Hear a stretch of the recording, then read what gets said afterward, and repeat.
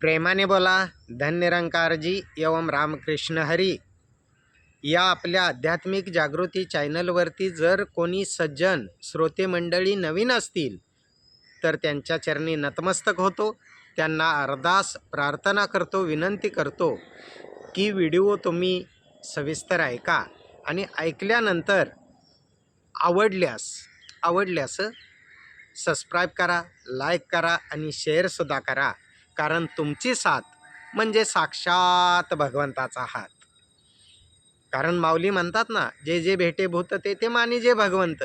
हा भक्तियोग निश्चिंत जाण माझा.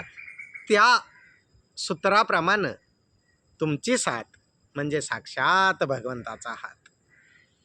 तर या माझ्या हरीच्या लाडक्यानो, या माझ्या भाविक सज्जनानो, वैष्णवराज श्रीमंत ज्ञानेश्वर माऊली जगाला अंधारातून प्रकाशाकडे आणत असताना, जगाला अज्ञानातून ज्ञानाकडे नेत असताना, जगाला तो ब्रह्मज्ञानाचा प्रकाश दाखवत असताना स्पष्ट शब्दामध्ये हरिपाठाच्या अभंग क्रमांक 5 मध्ये सांगतात, योग याग विधी येणे नो हे सिद्धी. सिद्धी म्हणजे ब्रह्मज्ञानाची प्राप्ती, ईश्वराची प्राप्ती. तुम्ही किती योग याग विधी कर्मकांड काहीही करा, माऊली स्पष्ट शब्दात सांगतात, योग याग विधी येणे नो हे सिद्धी. वायाची उपाधी दंभधर्म. दंभधर्म म्हणजे सरळ शब्दात अर्थ सांगायचा म्हणजे हे सगळं थोतांड करण्यात काहीही माऊली म्हणतात अर्थ नाही आहे. कारण त्याने तुम्हाला सिद्धी प्राप्त कधीच होणार नाही आहे. योग याग विधी येणे नो हे सिद्धी. वायाची उपाधी दंभधर्म. मग सिद्धी कशी प्राप्त होईल? तर तुमचा भाव जर निर्मळ असेल, नम्र झाला भूतातेने कोंडिले अनंता. भावे विन देव न कळे निसंदेह. सिद्धी प्राप्त होणे म्हणजे तो ईश्वर प्राप्त होणं, देव प्राप्त होणं. भावे विन देव न कळे निसंदेह. निसंदेह माऊलींनी का शब्द वापरला? अंडरलाईन करा. निसंदेह म्हणजे त्यात कसलीही शंकाच धरू नका. तुमचा भाव असेल तरच तुम्हाला देव कळेल. आणि तो कळण्यासाठी नुसता भाव असून चालत नाही. तो भाव कुठे असावा?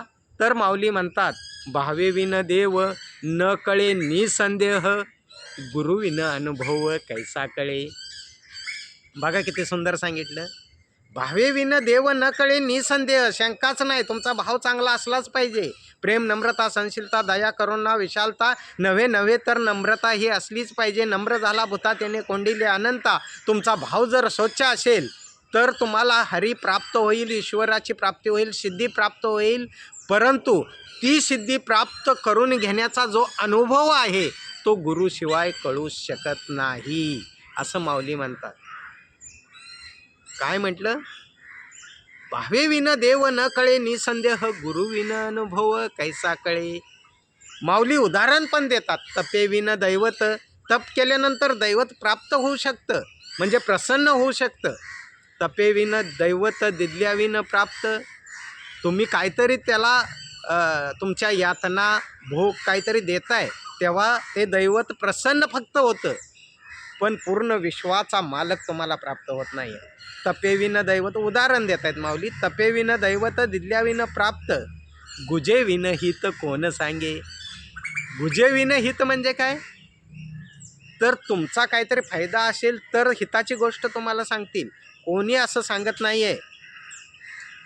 तर आता सद्गुरूसुद्धा त्याचा जो मोबदला आहे तो एवढाच आहे की तुमचा अहंकार सद्गुरूच्या चरणावरती सोडून द्या आणि नम्र व्हा. नम्र झाला भूता त्याने कोंडिले अनंता. त्या अनंताला जर प्राप्त करायचं असेल, व्याप्त असणारा परमात्मा प्राप्त करून घ्यायचा असेल तर माऊली काय म्हणतात? भावे विन देव न कळे निसंदेह. गुरु विन अनुभव कैसा कळे. तपे विन दैवत दिदल्या विन प्राप्त.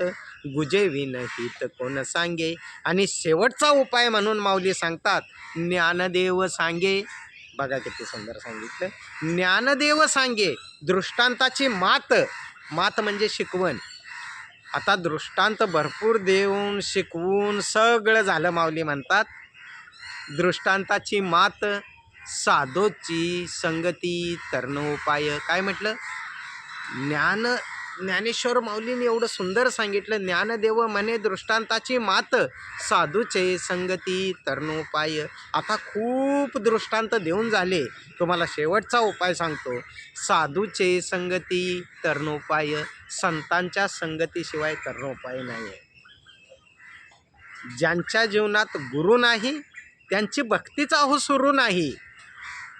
म्हणून माऊली म्हणतात की म्हणून जाणतेने गुरु भजिजे तेने कृत्य कार्य होईजे जैसे मूळ सिंचने सहजे शाखा पल्लव संतोषेती.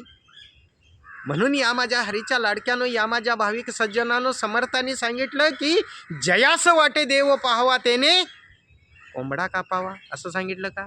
जयास वाटे देव पाहावा त्याने अंगारा भांडारा नारळ योग याग विधी करावे असं सांगितलं का? जयास वाटे देव पाहावा तेने सत्संग धरावा सत्संगा विना देवा अधिदेव पाविजेत नाही. आज तोच शुभ संदेश समयाचे सद्गुरू माता सुदीक्षाजी महाराज अर्थात निरंकारी माताजी संपूर्ण विश्वाला संपूर्ण जगाला देत आहेत की बाबानो, एकाला जाणा एकाला माना एक व्हा. म्हणताय ना मुकाने, त्याच्या सत्तेशिवाय झाडाचं पानसुद्धा हलत नाही. म्हणताय ना मुकाने, आले देवाजीच्या मनात येते कोणाचे काय चाले ना. म्हणताय ना मुकाने, देवाची करणी आणि नारळात पाणी. म्हणताय ना मुकाने की देव तारी त्याला कोण मारी. मग कधीतरी जिज्ञासा निर्माण करा, कधीतरी तहान निर्माण करा, कधीतरी भूक निर्माण करा की कणाकणामध्ये सामावलेली अशी परमसत्ता, असा व्याप्त असणारा परमात्मा मला प्राप्त करायचा आहे. आणि तो प्राप्त करण्यासाठी जगतवंद्य जगद्गुरू जगतमान्य देवनिवासी संत शिरोमणी तुकोबाराय म्हणतात की सद्गुरू वाचोनी सापडे ना सोय धरावे ते पाय आधी आधी. तर या माझ्या हरीच्या लाडक्यानो, या माझ्या भाविक सज्जनानो, तो ज्ञानदीप जर तुम्हाला तुमच्या जीवनामध्ये लावायचा असेल आणि खऱ्या अर्थानं डोळस भक्ती करायची असेल तर तो ज्ञानाचा प्रकाश आपल्यामध्ये असणं गरजेचं आहे. तरच आम्हाला ईश्वर प्राप्ती सिद्धी प्राप्ती होते. योग याग विधी येणे नोहे सिद्धी वायाची उपाधी दंभधर्म. एक वेळ तुम्हाला उदाहरण देतो की एक वेळ गाडगे महाराज मंदिराच्या बाहेर झाडू मारत होते आणि लक्ष त्यांचं गेलं की अचानक मंदिरातला दिवा हवेने विझला आणि अंधार झाला. त्यावेळी गाडगे महाराज त्या अंधारातच त्या भक्तांना विचारतात की तुम्हाला आता देव दिसतोय? तेव्हा ते म्हटले नाही, अंधारात आम्हाला दिसत नाही आहे, देव कुठून दिसणार, अंधारात देव दिसू शकत नाही. तेव्हा पटकन गाडगे महाराजांनी कचरा पेटवण्याची जी माचीस होती ती माचीसची तिली पेटवली, दिवा प्रज्वलित केला. आता विचारलं देव दिसतोय? तेव्हा सगळे म्हटले हां, आता देव दिसतोय. मग गाडगे महाराज म्हटले की अरे मूर्ख माणसानो, याचा अर्थच असा आहे की जोपर्यंत ज्ञानाची ज्योत प्रज्वलित होत नाही आहे तोपर्यंत तुम्हाला देवच दिसू शकत नाही आहे.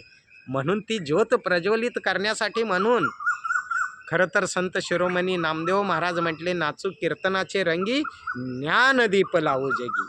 आज तोच शुभ संदेश घेऊन संत निरंकारी मिशनच्या सर्वेसर्वा सद्गुरू माता सुदीक्षाजी महाराज तो ज्ञानदीप तुमच्या माझ्यामध्ये प्रज्वलित करण्याचं महान कार्य करतायत. बाबांनो, या श्रद्धेचा नमस्कार करा आणि आपला यहलोक आणि परलोक सोयला करा. बाबांनो प्रेमाने बोला धन्य निरंकार जी एवं राम कृष्ण हरी.